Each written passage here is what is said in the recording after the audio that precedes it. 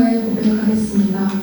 전능하사 천지를 만드신 하나님 아버지를 내가 믿사오며 그 외아들 우리 주 예수 그리스도를 믿사오니 이는 성령으로 잉태하사 동정녀 마리아에게 나시고 본디오 빌라도에게 고난을 받으사 십자가에 못 박혀 죽으시고 장사한 지 사흘 만에 죽은 자 가운데서 다시 살아나시며 하늘에 오르사 전능하신 하나님 우편에 앉아 계시다가 저희로서 산자와 죽은 자를 심판하러 오시리라.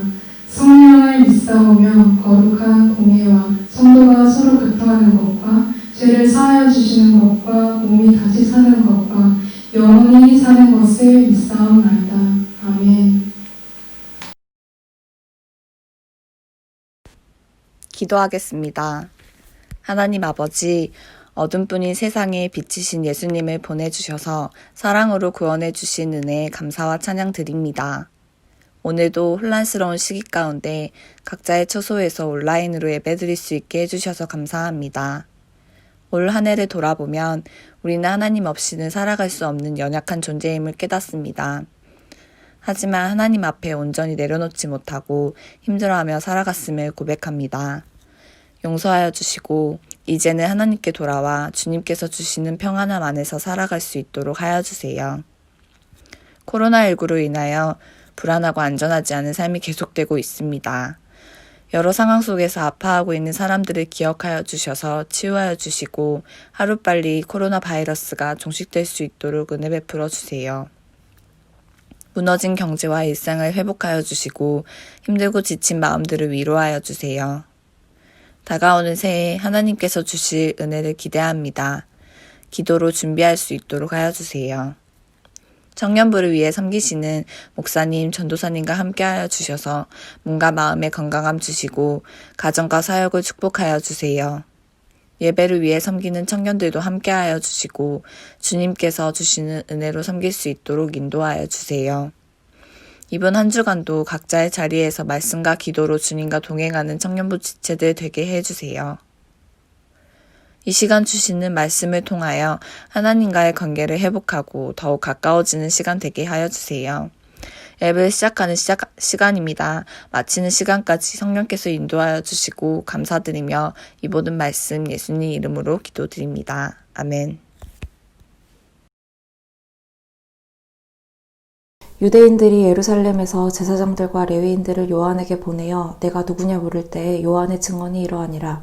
요한이 드러내어 말하고 숨기지 아니하니 드러내어 하는 말이 나는 그리스도가 아니라 한데 또 묻되 그러면 누구냐 내가 엘리야냐 이르되 나는 아니라 또 묻되 내가 그 선지자냐 대답하되 아니라 또 말하되 누구냐 우리를 보낸 이들에게 대답하게 하라 너는 내게 대하여 무엇이라 하느냐 이르되 나는 선지자 이사야의 말과 같이 주의 길을 곧게 하라고 광야에서 외치는 자의 소리로다 아니라 그들은 바리새인들이 보낸 자라 또 물어 이르되 내가 만일 그리스도도 아니요 엘리야도 아니요 그 선지자도 아닐진데 어찌하여 세례를 베푸느냐 요한이 대답하되 나는 물로 세례를 베풀거니와 너희 가운데 너희가 알지 못하는 한 사람이 섰으니 곧 내 뒤에 오시는 그이라 나는 그의 신발끈을 풀기도 감당하지 못하겠노라 하더라. 이 일은 요한이 세례 베풀던 곳 요단강 건너편 베다니에서 일어난 일이니라. 아멘. 샬롬, 광주동명교회 청년부 여러분 반갑습니다. 저는 고등부에서 사역하고 있는 봉경종 전도사라고 합니다. 오늘 본문인 요한복음 1장의 세례 요한 스토리는 여러분에게 아마 매우 익숙하지 않을까라는 생각이 드네요. 당시에 수많은 사람들은 세례 요한의 설교 말씀을 듣기 위해서 성전이 아닌 요단강 건너편 이 베다니에 몰려왔습니다. 이에 종교 지도자들은 사람들을 보내서 도대체 무슨 일이 일어나는지를 알아보고자 했고 그에 대한 요한의 반응과 대답이 오늘 말씀의 내용입니다. 세례 요한이 있는 곳은 요단강 건너편 베다니라고 기록되어 있잖아요. 그곳에는 벽돌레된 멋지고 웅장한 건물이 없습니다. 또 화려한 수사법으로 청중들을 매료시킬 만한 그런 메시지, 또 잘 차려입은 설교자도 없었습니다. 당연히 성가대도 없었겠죠. 노래를 연주하는 악기도 없었고 또 깨끗하고 편안해서 장시간 앉아도 결코 피곤치 않는 의자도 없는 곳이 바로 세례 요한이 자리한 그곳이었습니다. 당시에는 시계도 없었기 때문에 세례 요한이 언제 메시지를 전하는지에 대한 시작도 할 수 없었습니다. 있는 것이라고는 초라한 낙타털 옷을 입고 있는 세례 요한, 그리고 회개라는 단어만 있었습니다. 그럼에도 당시 유대 사람들은 모든 불편함을 감수하고서라도 그곳에 요한이 있는 그 자리에 모였습니다. 제가 옆 나라에서 선교할 때입니다. 그곳에 체포를 드리러 갈 때면은 미로처럼 어둡고 컴컴한 그 곳을 지나가지고 계단을 올라가서 끝방에 가야만 했습니다. 처음에는 굉장히 어색하고 낯설었습니다. 이렇다 할 장소도 없고 암막 커튼이 때문에 어둡고 컴컴했어요. 의자는 애들이 있는 그 플라스틱 그 의자 있죠. 조금만 앉아있으면 막 부서질 것 같은 그런 의자. 또 허리도 너무 아파요. 제 엉덩이에 꽉 껴가지고 의자에. 야, 정말 불편했습니다. 악기? 없어요. 기타가 있긴 한데 조율이 잘 안 돼가지고 뭐 악보도 엉망이고 또 모인 형제 자매들 도대체 음악을 배웠나 할 정도로 음악 뭐 음정 방정 뭐 다 틀리고 이상하게 부르고 자기 마음대로 부르는 거예요. 정말 이따위 찬양, 이따위 예배를 주님이 과연 받으실까? 그런 의심이 들 만큼 제가 보기에는 처음에는 엉망진창이었죠.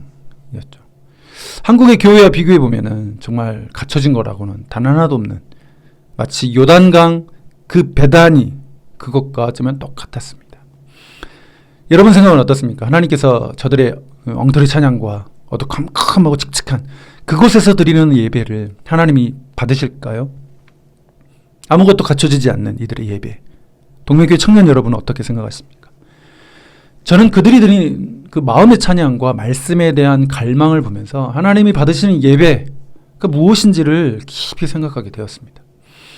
무엇을 갖춰야만 하는, 또 어떻게, 어디서 드리는 것이 결코 중요한 것이 아니다라는 생각들을 하게 됐습니다. 여러분 어떻게 생각하십니까? 궁금합니다. 다시 이스라엘 베다니로 한번 가보죠. 종교 지도자들은 세례 요한이 누군지, 무엇을 하는지 무척 궁금했습니다. 유대 사람들이 자신들이 아닌 세례 요한에게 몰려가는 이유를 알고자 사람들을 보냈습니다. 보내받은 사람들은 19절, 또 21, 22절에 너는 누구냐라고 3번이나 물어봅니다. 조금 더 자세히 살펴보면 한 6번 정도의 질문이 있습니다. 네가 도대체 누구냐? 네가 누군데 세례를 베푸느냐? 라고 합니다. 이름을 물어보는 게 아니죠.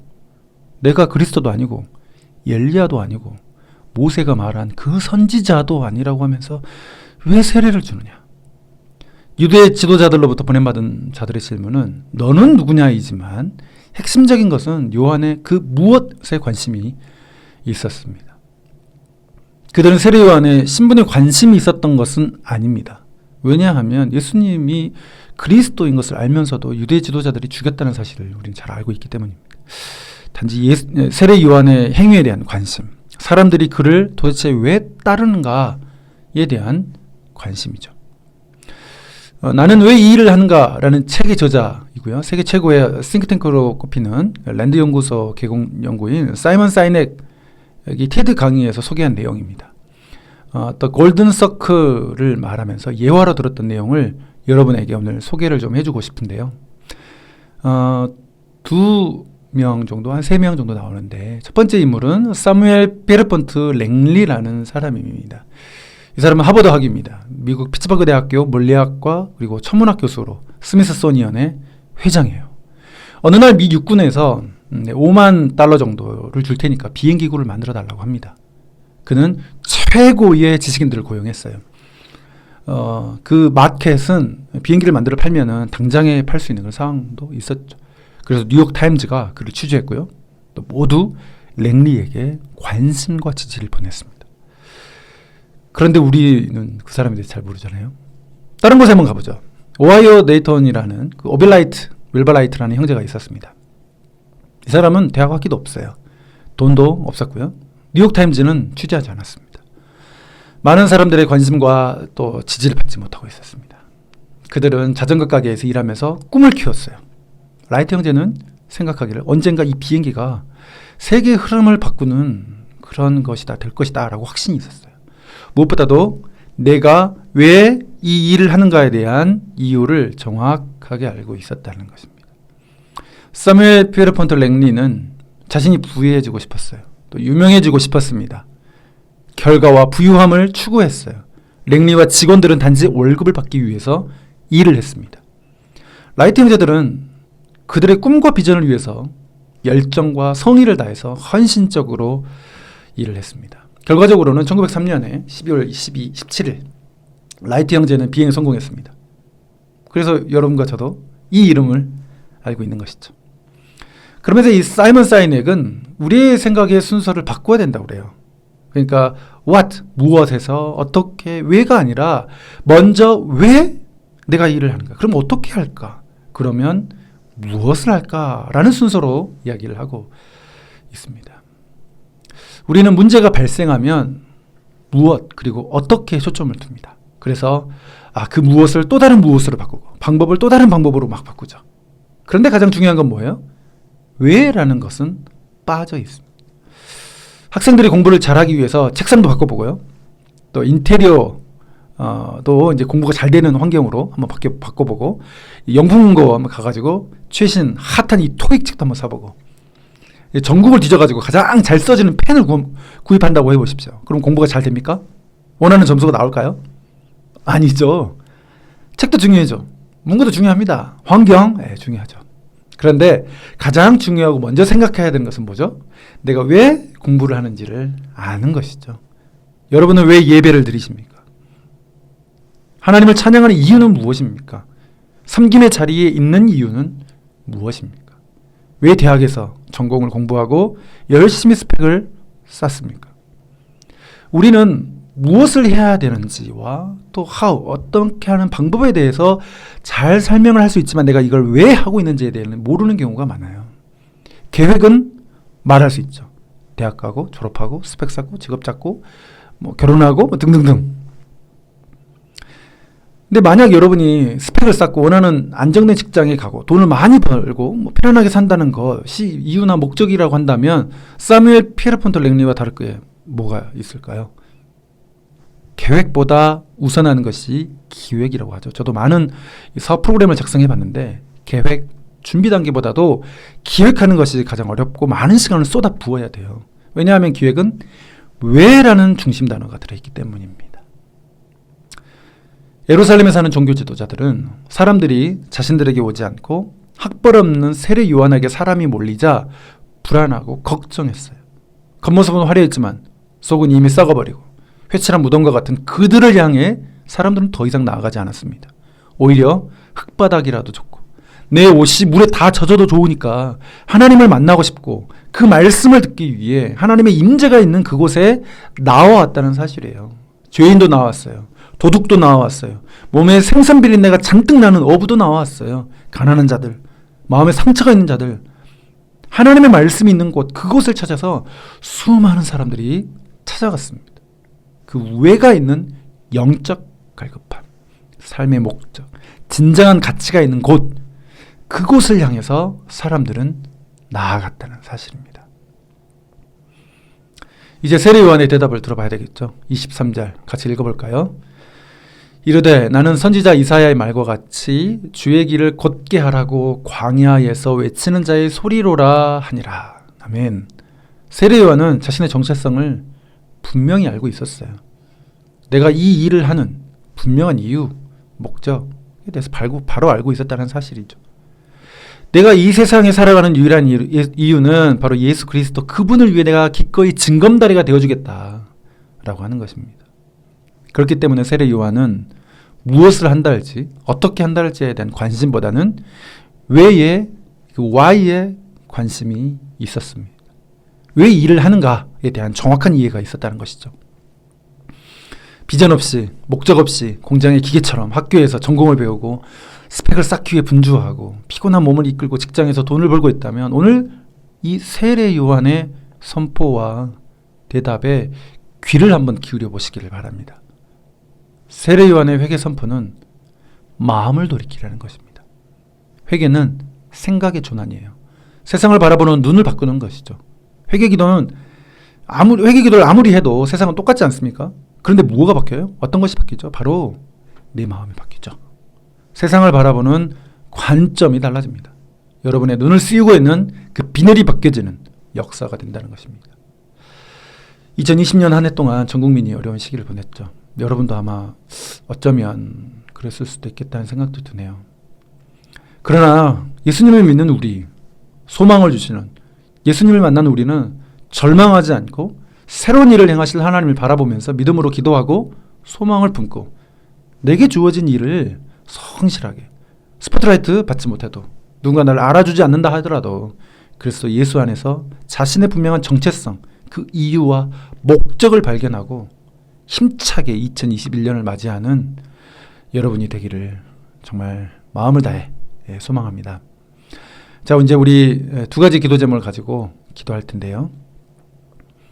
첫 번째 기도 제목은 주님, 우리가 무엇과 방법을 추구하지 않고 예수 그리스도 안에서 정체성을 확인하고 발견하여 주님이 주신 비전과 소망을 향해서 믿음으로 나아갈 수 있도록 힘과 용기를 더해 주시옵소서. 두 번째 기도 제목은 교회를 오래 다녀도 성경을 많이 읽는다고 해도 예수님을 믿는 게 아닐 수 있습니다. 성경이 더 이상 문자가 아니라 나에게 말씀하시는 하나님의 능력이 되고 나의 모든 영역에 강력한 역사가 일어나는 것을 여러분 날마다 경험하게 해 주시옵소서라고 여러분 기도하십시오. 우리 인생을 하나님을 위해서 살게 해 주시옵소서라고 우리 두 가지 기도 제목을 가지고 기도하도록 하겠습니다. 살아계신 하나님 아버지, 은혜를 감사합니다. 지금 우리가 해야 되는 것, 또 어떤 것을 어떻게 해야 될지에 대한 생각을 하는 것보다 우리가 왜 이 일을 해야 되는지에 대한 분명한 이유를 발견할 수 있도록 하나님 은혜를 베풀어 주시옵소서. 예수 그리스도 안에서 하나님이 주신 그 정체성을 확인하게 해주시고 또 발견하게 해주시고 주님이 주시는 그 비전과 소망을 품고 하루하루 살아내는 우리 사랑하는 광주 동명교회 청년부 모두가 될 수 있도록 한 사람 한 사람이 될 수 있도록 주여 힘과 능력과 용기를 더하여 주시기를 간절히 기도합니다. 우리가 하나님의 말씀을 보지만 그 말씀이 단순하게 텍스트로만 끝나지 않게 해주시고 살아계시고 역사하시는 하나님의 말씀이 곧 내게 말씀하신다는 생각을 하나님 분명히 깨달을 수 있도록 하나님 역사해 주시기를 간절히 기도합니다. 하나님 아버지, 그 말씀이 나의 모든 삶의 영역 속에서 강력한 역사가 일어날 수 있도록 하나님 역사해 주시옵소서. 날마다 주님과 동행하는 삶을 살 수 있도록 하나님 역사해 주시옵소서. 제가 기도하고 마치겠습니다. 주님, 우리를 사랑해 주셔서 감사합니다. 우리는 늘 무엇을 하는 데에만 집중했습니다. 화려하고 좋은 것만 쫓았습니다. 이제 우리는 내가 살아가는 이유가 하나님을 경외하고 하나님과 늘 동행하며 또 형식적인 것들을 다 벗어버리고 예수 그리스도를 진정으로 따라가고 예배하는 자가 되고 싶습니다. 하나님, 우리 모두를 주님 그렇게 되어질 수 있도록 인도하여 주시옵소서. 하나님이 나에게 원하시는 것이 무엇인지를 하나님 깨닫게 해 주시옵소서. 꿈을 꾸게 해 주시옵소서. 소망 없는 이 시대에 하나님 예수 그리스도를 말미암는 소망과 비전을 발견하고 삶의 진정한 목적을 발견하여 일하는 것, 공부하는 것, 하나님 즐겁고 행복하고 정말 기쁘게 살아갈 수 있도록 하나님 은혜를 베풀어 주시옵소서. 우리 모든 영역에서 하나님을 경외하는 거룩한 백성으로서 살아갈 수 있도록 인도하여 주시기를 간절히 바라며 예수님의 이름으로 기도합니다. 아멘. 우리 주기도문으로 예배를 마치겠습니다. 하늘에 계신 우리 아버지여, 이름이 거룩히 여김을 받으시오며 나라 임하옵시며 뜻이 하늘에서 이룬 것 같이 땅에서도 이루어지이다. 오늘 우리에게 일용할 양식을 주옵시고 우리가 우리에게 죄 지은 자를 사하여 준 것 같이 우리 죄를 사하여 주옵시고 우리를 시험에 들게 하지 마옵시고 다만 악에서 구하옵소서. 대개 나라와 권세와 영광의 아버지께 영원히 있사옵나이다. 아멘.